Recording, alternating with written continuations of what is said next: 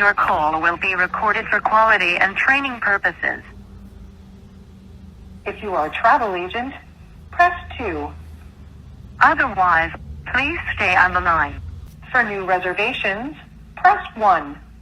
For current holds not paid, press 2. For confirmed guests, press 3. You are the next caller in the queue. Quality Traditions, citizen speaking. How can I help you? Yes, sir. I'm looking at taking a trip out to the Arctic. Is this the right number to call for the Arctic? Yeah, sure. Perfect. That's great stuff. My- With the Arctic, are you looking to go to Greenland, Spitsbergen? Is there any specific itinerary that you're interested in? Well, yeah. Here's what I'm interested in, and I'm sure you could probably help me. I'm really not sure about the location, and the reason why is I want the best location and the best time of the year to where I can view the 24-hour sun. Can you help me out as far as where at and what time of the year? Yeah, sure. So basically, this would normally be opting for around June, July. Okay. And basically, with the sun, there is an itinerary that we have, which is called Spitsbergen photography under the midnight sun. Okay. So that is one of the itineraries that would be basically with the best views, as well as the time frame. So within June, July would be the summertime period in the Arctic, which would be the best ideal time to actually go. And this particular itinerary itself is basically for Under the Midnight Sun, which is a very famous expedition that a lot of our clients do actually opt for as well. Okay, now is that, just to be clear, that's where you can visibly see the sun for 24 hours, or is it just sunlight? So it's basically just it's Under the Midnight Sun would be in particular for the 24 hours. But you can see the sun for 24 hours, correct? That under the Midnight Sun. Yeah, I think you cut out for a second. My question is, like, I can see the light from the sun for 24 hours, or the actual sun is visible for 24 hours, just to make sure. So I think it would be for the 24 hours to see the sun in particular, but I can definitely find more information out with regards to that.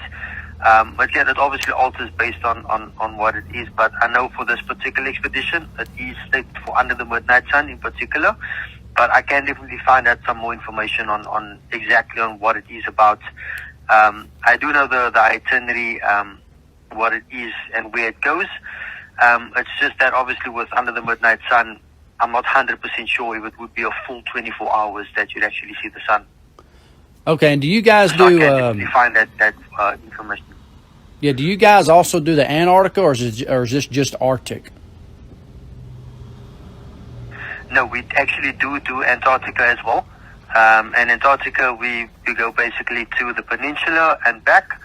And then we also have any basically additional itineraries that does actually go with that. So we normally go to South Georgia as well, Falkland, South Georgia, and we also cross the circle as well. So yeah, we do go to Antarctica as well. Now, do they have, in Antarctica, do they have the Midnight Sun, Under the Midnight Sun tours on that one as well? No, unfortunately not. So that tour doesn't basically operate for Antarctica. It's mostly more of a cold time over there. And over there it would basically be where our itineraries would run from November up until March. And in this time period, we don't have that particular one, what we do offer, unfortunately. So you wouldn't be on the Antarctica one. You're not guaranteed to see the 24-hour sun on that one. No, you won't find that in Antarctica, unfortunately. Only in the Arctic. Why do you? What would? Antarctica, it's most likely just to be where we would have our penguins, and you will see your wildlife with your walruses and things like that. And obviously to cross the circle, which would be the 60-degree point.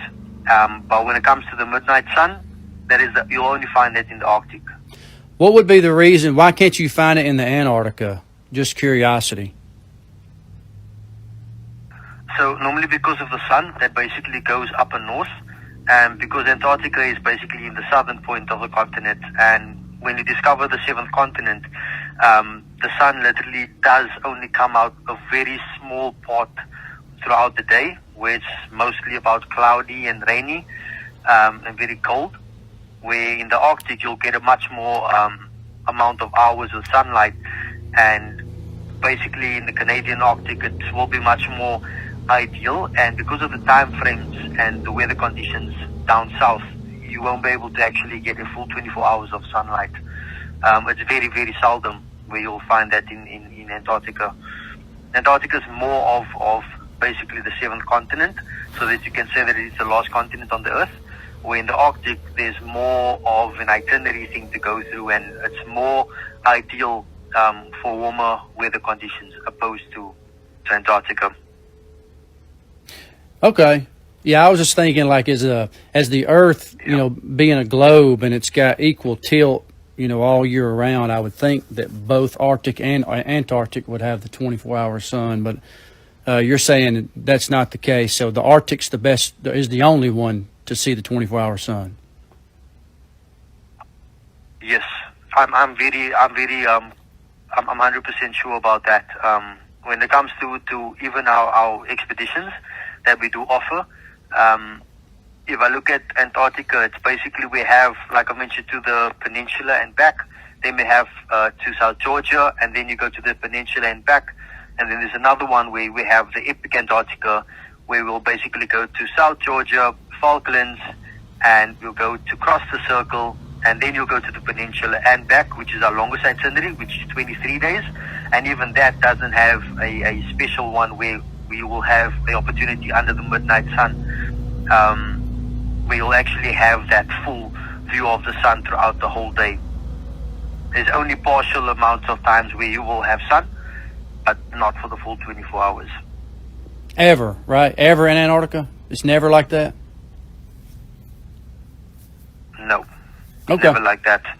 For all the 30 years that we've been traveling, we haven't had any particular person actually come back and state that that is the case, where they found that for the full 24 hours there's basically been that particular time frame that the sun has been out. Okay. I know that it does, the sun does set a bit later within the evening because of it obviously being on the lost continent, but it's not that the sun will be out completely for the full 24 hours. Okay. Perfect. Okay, well, you've given me some information that I can go back and look at, and I'm going to do a little more research to figure out. So you said June, July for the Arctic, so that's what I'll be looking at. I'm going to get on here and look at a couple of cruises or whatever and see what we can figure out. But I appreciate you answering my questions. Of course. I appreciate your help, sir. You have a good day. No worries. Awesome. Have a fantastic day further, and I'll chat to you soon. You too, sir. Thank you. Don't waste any more time. Visit the links above now and order my book 16 Emergency Landings Proving Flat Earth. Visit my online store now and order the new enhanced Gleason's Flat Earth map.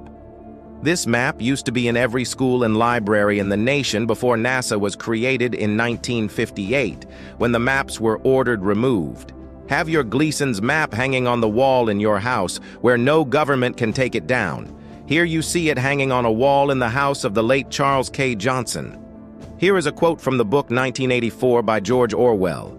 Every record has been destroyed or falsified, every book rewritten, every picture has been repainted, every statue and street building has been renamed, every date has been altered, and the process is continuing day by day and minute by minute. History has stopped. Order your map now.